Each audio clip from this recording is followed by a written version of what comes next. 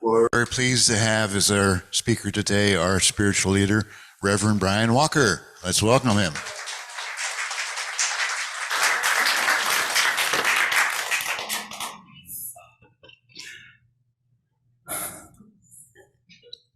Thank you, Gail and Bob. You can always count on those two for some enthusiasm, huh? Because our theme for the month is enthusiasm. And, enthusiasm, the etymology of the word enthusiasm comes from Greek, in or within, and theos, or God. So the God within, or being within God. And so if you look in a dictionary, it'll tell you about an intense and eager enjoyment or excitement or interest or approval. So the operative word there is intense. I saw an example of that last night. I lived in Unity Village for 8 years, which is southeast of Kansas City, Missouri. And while I was there, I became a fan of the Kansas City Chiefs. And so there was a playoff game last night. And as you probably know, there's an Arctic cold front moving through the country. And it was, the wind chill was like minus 20 or greater. How do you fill the stands with that? Huh? They did. Now that to me is enthusiasm. To take it to an even greater degree, there was a fan out there who was shirtless.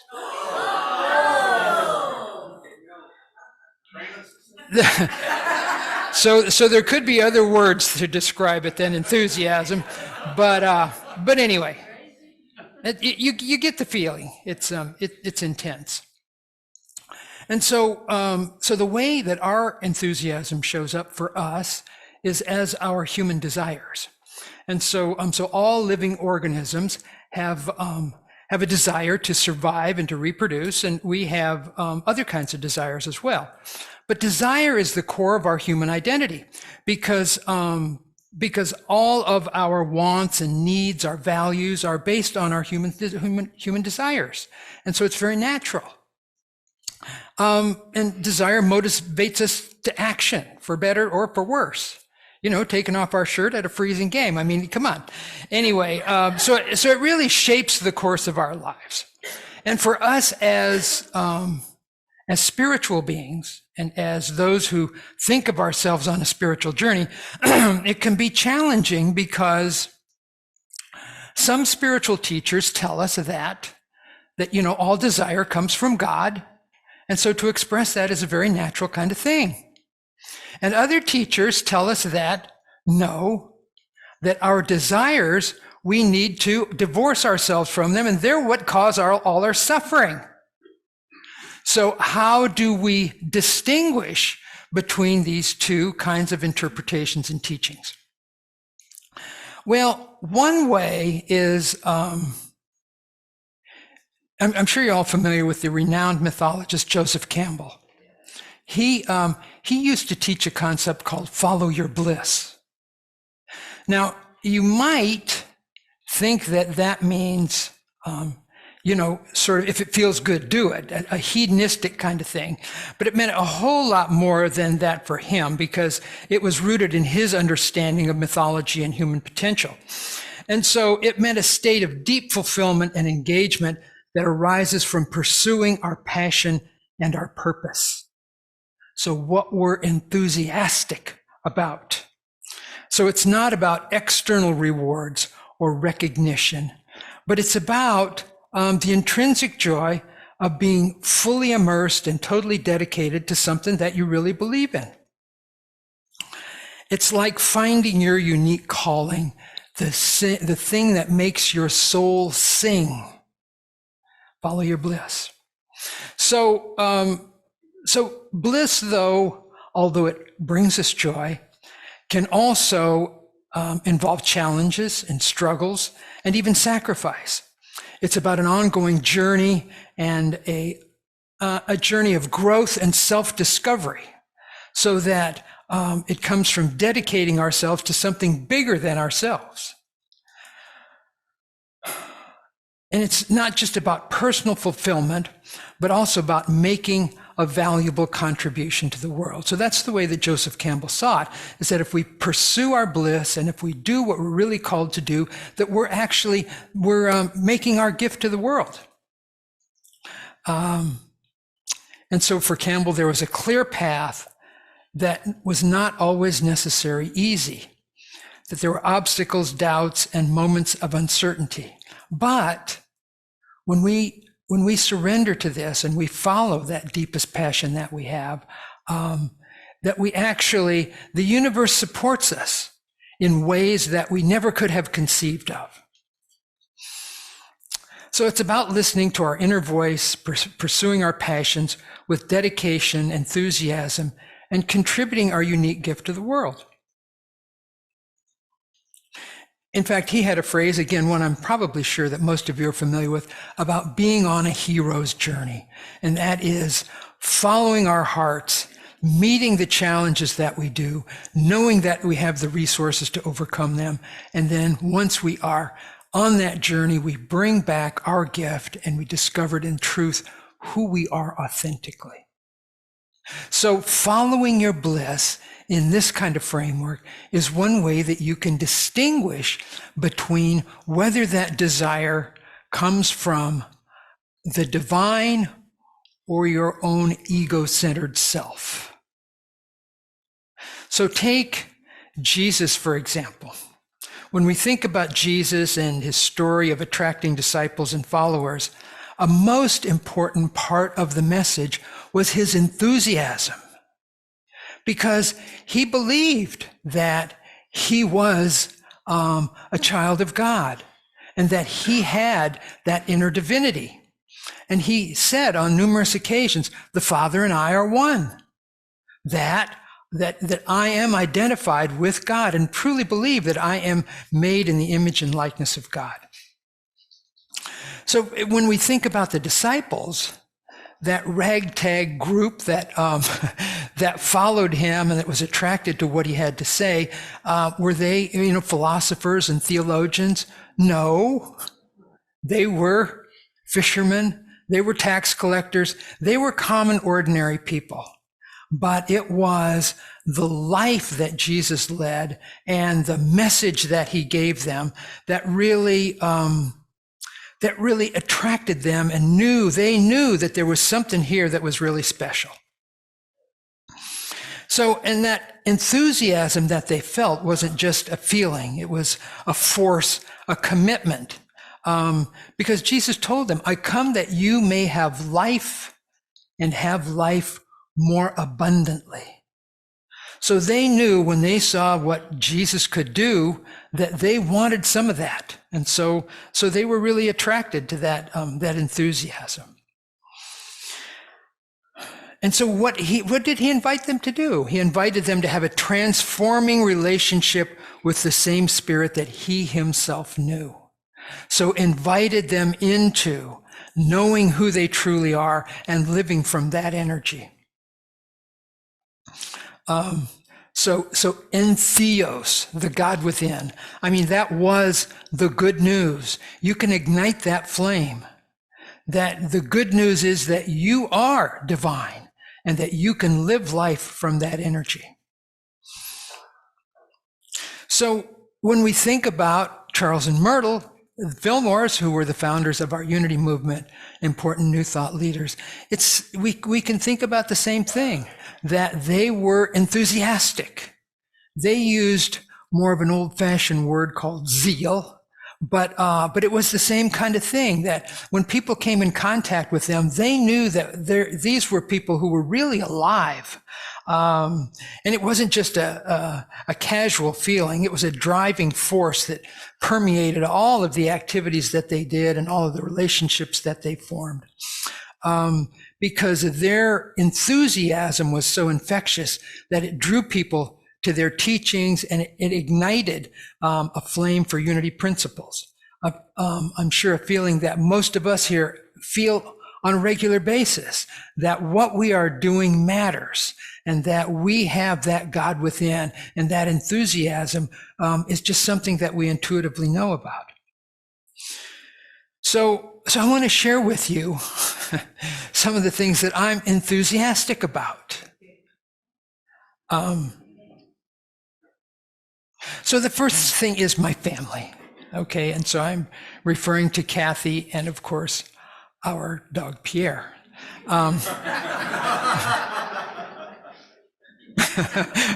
So anyway, so what among the many things that I love about Kathy is that that she is really dedicated to her own spiritual growth. In fact, she is an oblate, which is a Catholic term that is used to describe a layperson who takes vows associated with a religious order or an institution. And so we have a monastery up in Big Sur that has an order of priests, of monks, hermits, as they refer to themselves, of the Hermitage. And she's taken vows up there. And so that's one of the things that really touches my heart, and something that we engage in on a regular basis, is supporting each other in our enthusiasm for life and each other. So the other one other thing that I really appreciate about Kathy is she got us our little dog. So that always is big points for me. Now, I know that some of you have met my little dog, our little dog, but some of you haven't. So I wanted you to have at least a very brief experience of him. So this is just a brief little. So there's no sound to this, okay? I just wanted you to get a feel. This is me in the morning, and this is one of the first things that we do in the morning is we play a pretty vigorous game of fetch and tug of war, and he loves doing this. And I do too. That's right, Joe. It's enthusiasm, right? Yeah. So yeah, he can do that for a long time too. He's just a little guy, but he's got a lot of energy. Okay, thank you. So that is something that I am definitely enthusiastic about. You know, one of the other things that Kathy and I share is a love of dance. And so we like to dance, and so I want to show you another little video. This is about a dance thing that we were at yesterday. It's called the dance. One of the dances that we do is called contra dancing. And so contra dancing is it's a kind of country dance, kind of like square dancing or English dancing, that sort of thing. And so one of the great things about this area is that in San Luis Obispo, they have an annual, of course, we have a regular group that meets on a regular basis, but there's an annual kind of event that is really very special and draws people from all over the country right here for this, here it is. Again, there's no sound here, so I just wanted to show you what this was like. So this is at the Vets Hall yesterday and going on this whole weekend. And so this is one of the things that we like to do. We do ballroom dancing and we do contra dancing, but we're not in here. I'm taking the video. Is that the Vets Hall in slow? Okay, and so anyway, so we like to dance, and you can show that first slide, Art.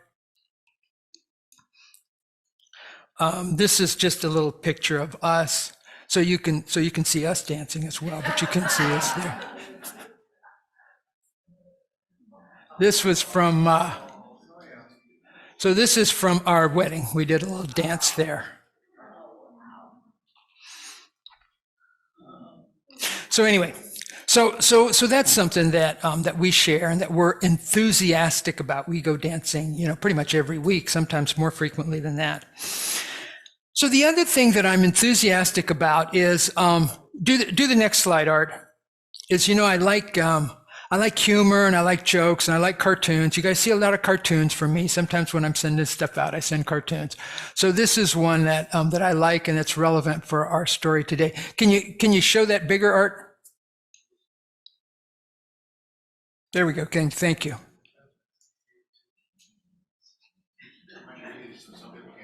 Okay, so the problem is I can't tell the difference between a deeply wise, intuitive nudge from the universe and one of my own boneheaded ideas. so that's relevant for us today because sometimes we might find ourselves in that kind of situation. Is this a choice that really is coming from God, or is this something that I really kind of want for myself, And so, so we might be able to identify with that. So anyway, so I like cartoons and humor and telling jokes. But one of the things that I am most passionate about and most enthusiastic about is our community here. This is what I love. I love coming on Sunday. I love seeing people here when you are stepping into the truth of who you are and extending yourself and stretching yourself and really being enthusiastic about your own life and your own gift and what you have to give. So the way that I frame it, I think about it's about creating spiritual community. So there's another slide if you want to show this one, Art.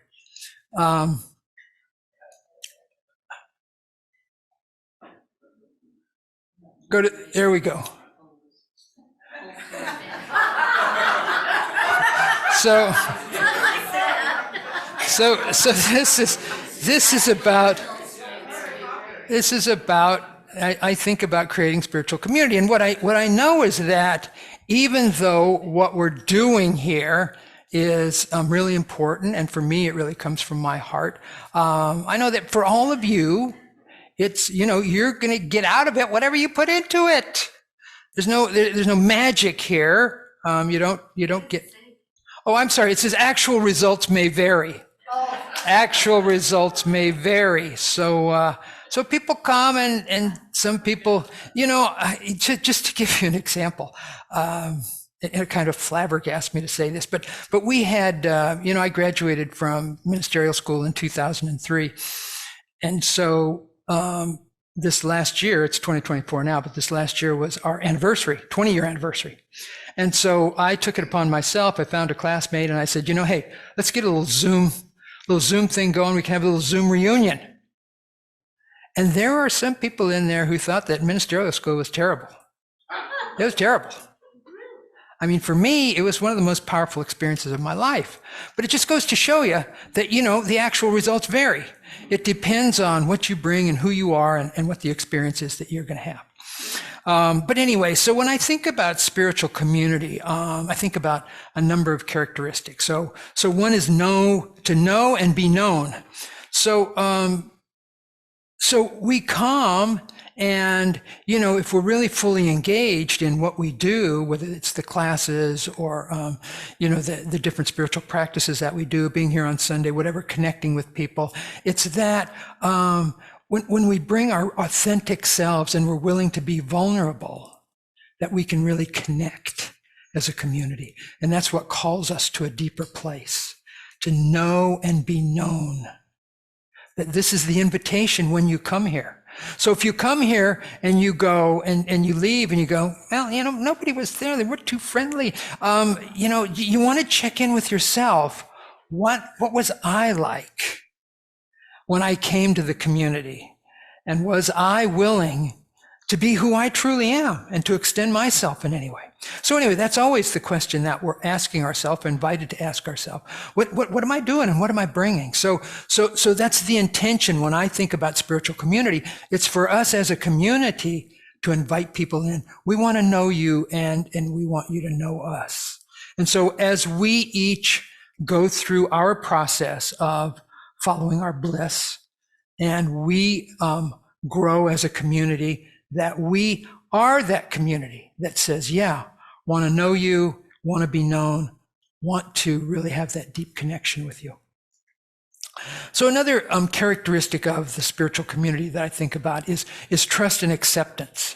That when you come here, you're going to be accepted, and that we have a really deep trust in ourselves and in our inner spirit, and as our community, as we cultivate that, and as we become more sophisticated and more mature as a community, that we can be trusted, that we can be trusted to hold your sacred feelings and trusted to be there for you. So trust and acceptance. Genuine care and service, so that we're doing more than just taking care of our own, but that we believe that we are here to serve other people. And so we make that commitment to ourselves and to the bigger world, whether it's the human world or the planet, whatever, that we're here to be good stewards, that we have shared purpose and values, so that we have a vision, and that vision includes making a better world. It includes supporting personal growth and transformation. It includes living the unlimited life of spirit. And that we actually have faith and trust that we can do that. That we have the power, each one of us individually and as a community, to do that. So, inclusivity, that we include everybody. Everybody is invited to come to our community, no matter who you are and what you look like and what your background is. But that is something that is very important to us. So that's something that I have a lot of passion about. And for me as a minister, it's something that I am committed to stepping into and to being. That's what, that whole idea of Jesus says is to go forth and be the good news, be the message. It's not that we need to, grab people and shake them but to preach to them and wave a finger at them, but to be the love. And when they experience that, that's what we talk about, enthusiasm. For Jesus or Charles and Myrtle, they were that expression, that enthusiasm.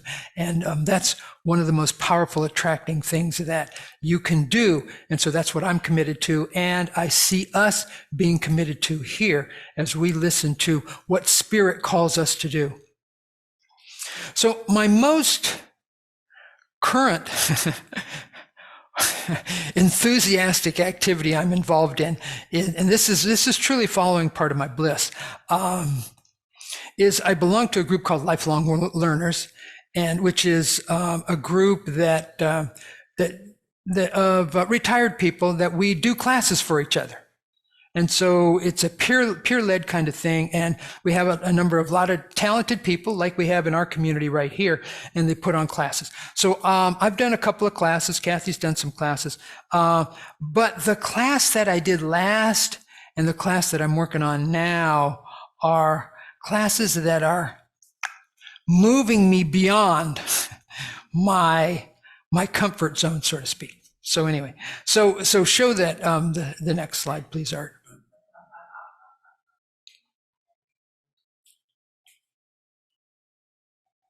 So for those of you who can't read it, it says, my religion, I'm a consumerist. First Reformed Midwest Synod, we pray facing the mall. So this was kind of the image that I used for this class that I taught, called Spiritual But Not Religious. And so one of the reasons that it's moving me beyond my comfort zone, it's stretching me, is that this is a group that I'm presenting to that has the full range, and I mean full range, of those who either are skeptics or believers. So some really pretty hardcore skeptics in there. And so unlike you guys, I know this audience. I'm safe here. And I'm safe there too, but there's some folks there who have really, really different opinions. And so I'm being called to share what I want to share and what's in my heart, and it's really important to get this, not to try and convert anybody, not to try and change anybody, but it's for me to be me and to say, this is who I am and this is what I have to offer. So again, it's me following my bliss. And I think that by doing that, there's something that some people there could gain from. And I've gotten a lot of feedback, and some people have gained some things. So that was the first class that I did. So the next class, the next one, Art.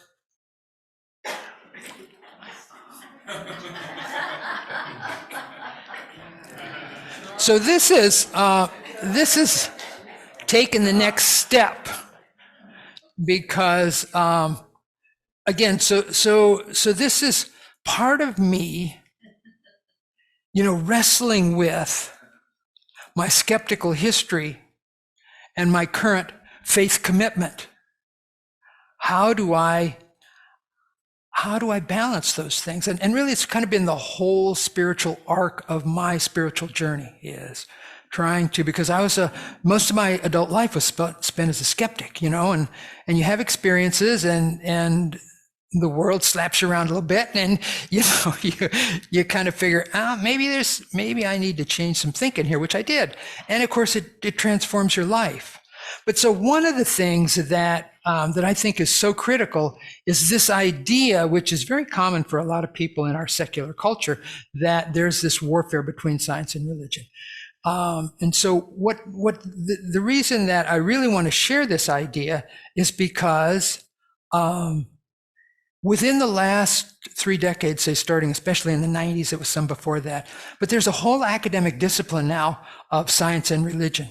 So in other words, you can go to some of the most prestigious universities in the world, and there's actually an academic position of science and religion, which is kind of shocking. And I think a lot of people don't know that.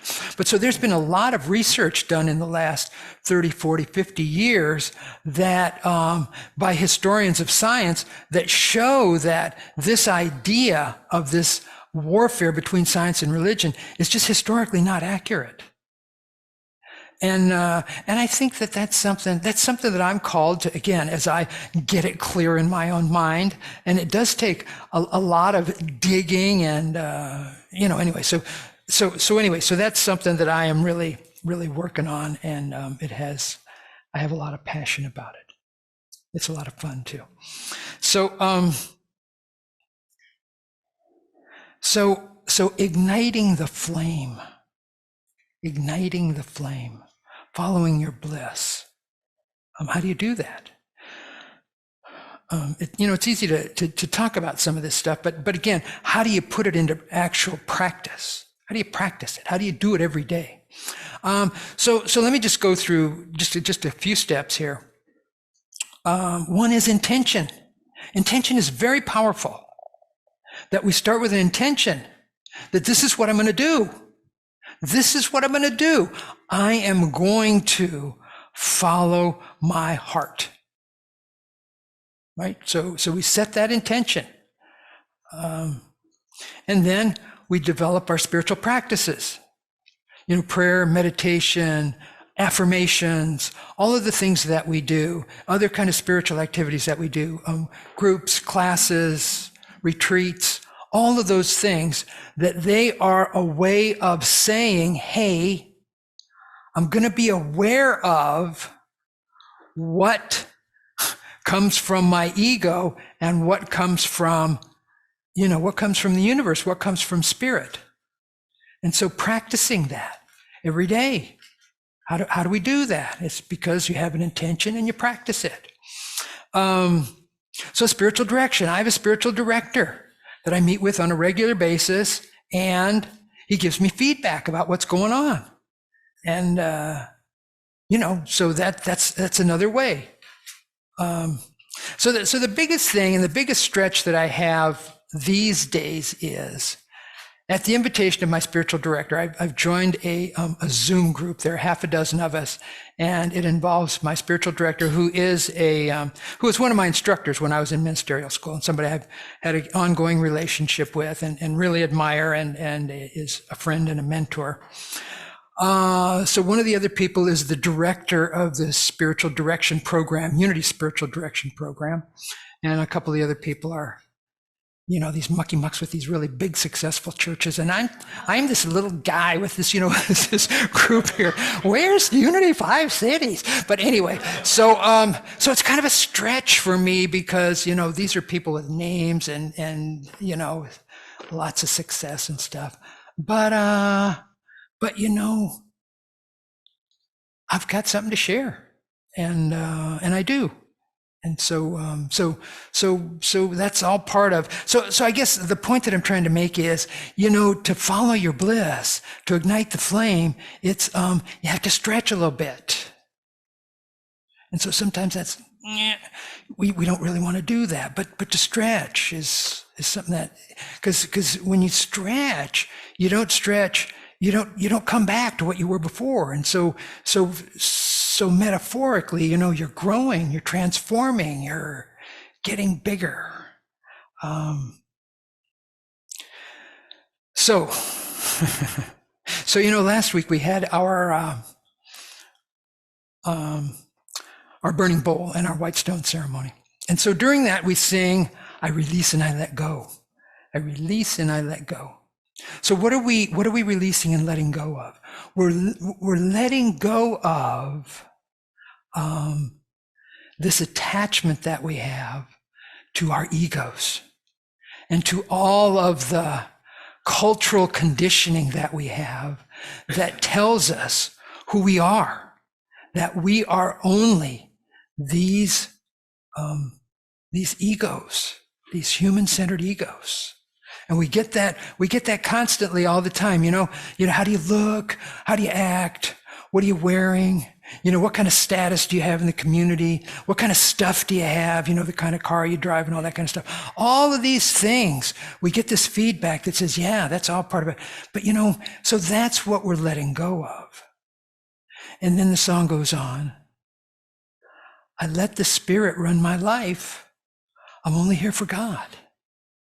So that's that opening up your heart to say, yeah, I'm more than just this human-centered experience. I am a child of God. I'm a divine being. I have something really special to contribute. And just by allowing myself to be that and to do that, to ignite the flame, to follow my bliss, I'm making my contribution. So now I'm guessing that some of you might be thinking, well, Brian, I've raised a family, I've done my career, I'm not doing this anymore. So friends, I have a message for you and a question for you. Are you alive? Are you alive? If you are, there's more to do. So, don't fight it. Don't fight it. Just know that the universe is on your side. And it's knowing that, those dragons and those fears that you have, you have resources that are bigger than all of those things. Those dragons, when you just walk up to them and, just look them in the eye, they acknowledge that you've got the courage and that you can claim who you are and what you bring. And get the joy of that, the soul satisfaction of doing that. So I invite you, indeed, I challenge you to ignite the flame, to claim who you are. It'll bring you soul satisfaction and great joy and a really closer relationship with God. So don't ask what the world needs. Ask what makes you come alive, and do that, because what the world needs is people who are alive and enthusiastic. Thank you, friends.